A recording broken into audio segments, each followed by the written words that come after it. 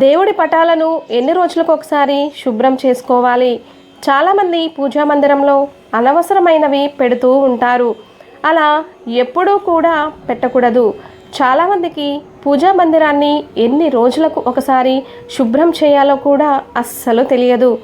దాని గురించి ఇప్పుడు ఈ వీడియోలో వివరంగా తెలుసుకుందాం. అదేవిధంగా పూజా మందిరం ఏ విధంగా శుభ్రం చేసుకోవాలో, దేవుడి విగ్రహాలు ఏ ఏ దిక్కుల్లో ఉంచాలో కూడా ఈ వీడియోలో తెలుసుకుందాం.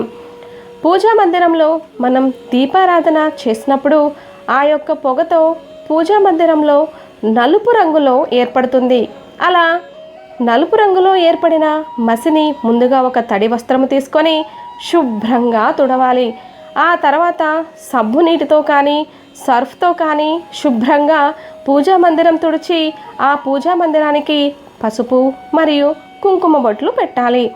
మీ పూజా మందిరం చెక్కతో చేసిన పూజా మందిరం అయితే ఒక తడి వస్త్రము తీసుకొని శుభ్రంగా పూజా మందిరాన్ని తుడుచుకోవాలి.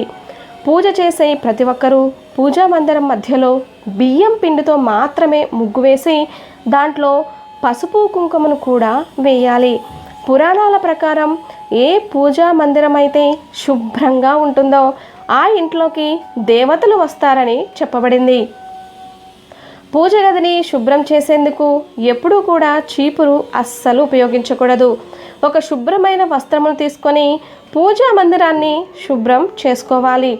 పాలిచ్చే గోవు ప్రతిమలు మరియు నెమలి ఈకలను పూజా మందిరంలో పెట్టుకుంటే చాలా శుభప్రదం. లక్ష్మీదేవికి ఎదురుగా ఒక రాగి పాత్రలో లేదా వెండి పాత్రలో సముద్రపు గవ్వలు, పసుపు కొమ్ము మరియు 11 రూపాయలు పెడితే మీకు లక్ష్మీదేవి కటాక్షం తప్పకుండా కలుగుతుంది.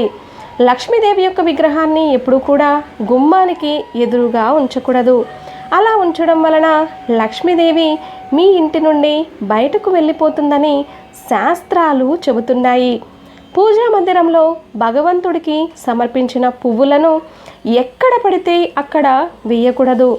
వాటిని ఒక కవర్లో పెట్టి మీరు నదీ తీరానికి వెళ్ళినప్పుడు పారే నీటిలో వాటిని వదిలేయాలి, లేదా మీ దగ్గరలో ఉన్న కాలువలో అయినా పడేయవచ్చును. అది కుదరని వారు ఏదైనా పచ్చని చెట్టు మీద పూజకు ఉపయోగించిన పువ్వులను వేస్తే మంచిది. మనం పూజకు ఉపయోగించిన పువ్వులను ఎప్పుడూ కూడా కాళ్ళతో తొక్కకూడదు. పూజా మందిరంలో భగవంతుడి యొక్క ప్రతిమలు లేదా ఫోటోలు అనేవి నేరుగా క్రింద అస్సలు పెట్టకూడదు. ఒక పేపర్ పైన కానీ లేదా వస్త్రం పైన కానీ పెట్టవలను.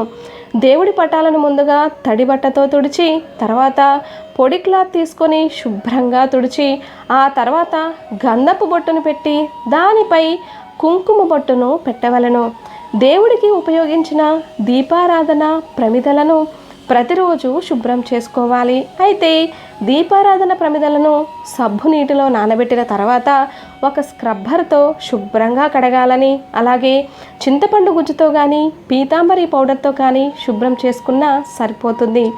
దీపారాధన చేసేటప్పుడు ప్రమిదలు తడిగా అస్సలు ఉండకూడదు. అవి పూర్తిగా ఆరిన తర్వాత దీపారాధనకు ఆ ప్రమిదలను వాడాలి. వారంలో వచ్చే గురువారం రోజున లేదా శనివారం రోజున పూజా మందిరాన్ని శుభ్రం చేసుకోవచ్చు అని పండితులు చెబుతున్నారు. లేకపోతే అమావాస్య రోజున, ఏకాదశి మరియు ద్వాదశి రోజులలో దేవుడి పూజా మందిరాన్ని శుభ్రం చేసుకోకూడదని మన పండితులు సూచిస్తున్నారు. దేవుడి పటాలను పాడ్యమి తిథి మరియు గురువారం కలిసి వచ్చిన రోజున శుభ్రం చేసుకొని దేవుడికి పూజ చేస్తే ఆ భగవంతుడి యొక్క అనుగ్రహం అనేది మీకు తప్పక లభిస్తుంది. ఎవరికైనా పూజా మందిరాన్ని వారానికి ఒక్కసారైనా శుభ్రం చేసుకోవడం కుదరకపోతే నెలకు ఒకసారైనా తప్పకుండా మీ పూజా మందిరాన్ని శుభ్రం చేసుకోవాలి. పూజా మందిరాన్ని శుభ్రం చేసేటప్పుడు మీ ఇష్ట దైవాన్ని స్మరించుకుంటూ శుభ్రం చేస్తే చాలా మంచిది. విరిగిపోయిన దేవుని పటాలు కానీ చిరిగిపోయిన దేవుని పటాలు లేదా ప్రతిమలను పూజా మందిరంలో అస్సలు ఉంచకూడదు.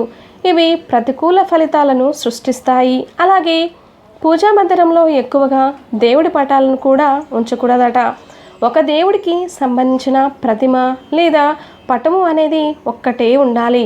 దేవుడికి ఉపయోగించిన రాగి పాత్రలు కానీ, వెండి మరియు ఇత్తడి పాత్రలను కానీ చింతపండు గుజ్జుతో లేదా నిమ్మకాయతో శుభ్రం చేసుకోవచ్చు. చిన్న చిన్న ప్రతిమలను ఉప్పు, నిమ్మకాయతో లేదా పీతాంబరి పౌడర్తో శుభ్రం చేసుకోవచ్చు. అపరిశుభ్రంగా ఉన్న వస్తువులను దేవుడి పూజా మందిరంలో ఎప్పుడూ కూడా పూజకు అస్సలు వాడరాదు. ఒకవేళ అలా చేస్తే ఆ పూజకు ఫలితం అనేది దక్కదు. దేవుడి పూజా మందిరాన్ని వారానికి ఒక్కసారైనా శుభ్రం చేసుకోవాలి. అయితే మంగళవారం నాడు కానీ, శుక్రవారం రోజున కానీ పూజా మందిరాన్ని ఎట్టి పరిస్థితుల్లోనూ అస్సలు శుభ్రం చేయకూడదు. ఒకవేళ మంగళవారం లేదా శుక్రవారం రోజులలో పండుగ దినాలు వస్తాయి. అప్పుడు ముందు రోజు మీ పూజా మందిరాన్ని శుభ్రం చేసుకొని ఉంచుకోవాలి.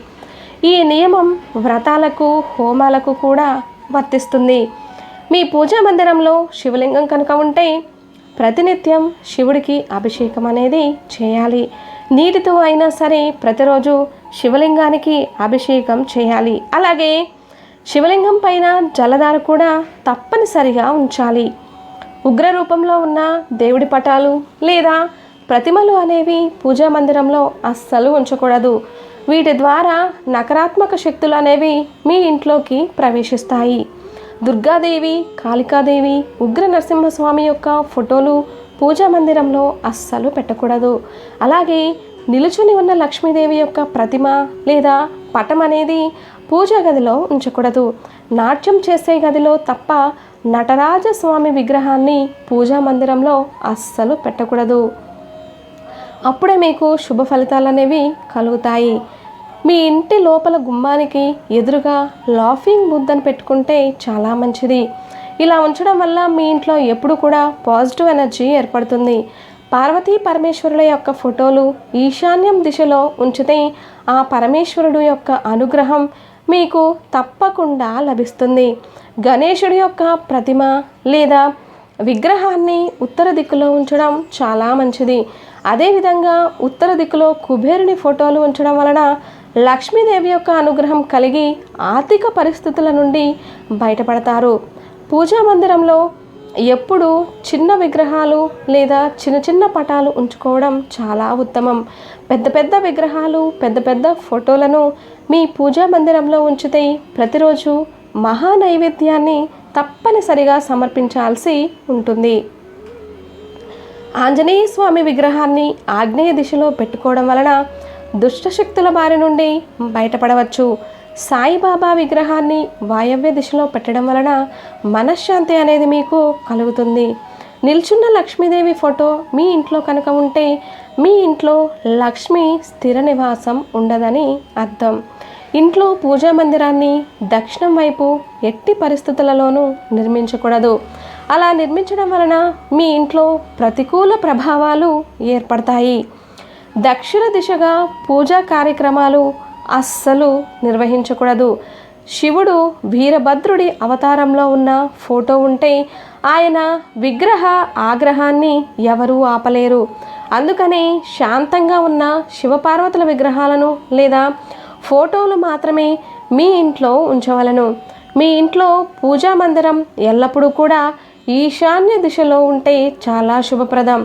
ఇలా ఉంటే కనుక మీ ఇంట్లోకి ఎప్పుడు పాజిటివ్ ఎనర్జీ వస్తుంది. అలాగే మీరు చేసే ప్రతి పూజకు ఫలితం దక్కుతుంది. ఈ వీడియో కనుక మీకు నచ్చినట్లయితే ప్లీజ్ లైక్ చేసి మీ ఫ్రెండ్స్కి షేర్ చేయండి. అలాగే మా కొత్త వీడియోస్ మీకు వెంటనే చేరాలంటే మా ఛానల్ని సబ్స్క్రైబ్ చేసుకొని పక్కనే ఉన్నటువంటి బెల్ ఐకాన్ని ప్రెస్ చేయడం మాత్రం అస్సలు మర్చిపోవద్దు. ధన్యవాదాలు.